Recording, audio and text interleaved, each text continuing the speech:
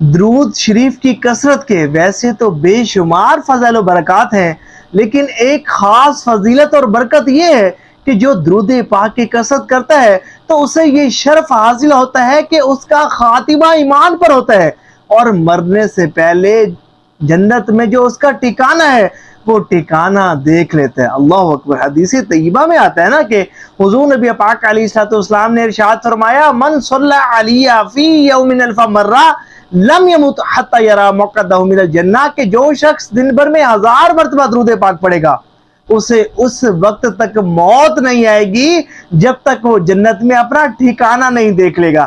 سبحان اللہ۔ اور آپ کو پتہ ہے کہ 1000 مرتبہ درود پاک پڑھنے میں وقت ہی کتنا لگتا ہے؟ 22 سے 23 منٹس میں آسانی کے ساتھ آپ 1000 مرتبہ درود پاک پڑھ سکتے ہیں۔ جی ہاں، درود پاک کے کئی ایسے صیغے ہیں کہ جو مختصر ہیں، شارٹ ہیں، لیکن جامع ہیں۔ فضائل و برکات ان کے بہت زیادہ ہیں، جیسا کہ صلی اللہ علی محمد یا صلی اللہ علیہ وآلہ وسلم، یا اس طرح بھی پڑھ سکتے ہیں صلی اللہ علی محمد صلی اللہ علیہ وآلہ وسلم۔ اس طرح آپ کے 2 درود پاک پڑھے جائیں گے۔ 500 مرتبہ آپ نے پڑھا تو آپ کا 1000 مرتبہ درود پاک پڑھا جائے گا۔ اور آپ کو پتہ ہے دن اور رات میں ٹوٹل 24 گھنٹوں میں کتنے منٹس ہوتے ہیں؟ 1440 منٹس ہوتے ہیں۔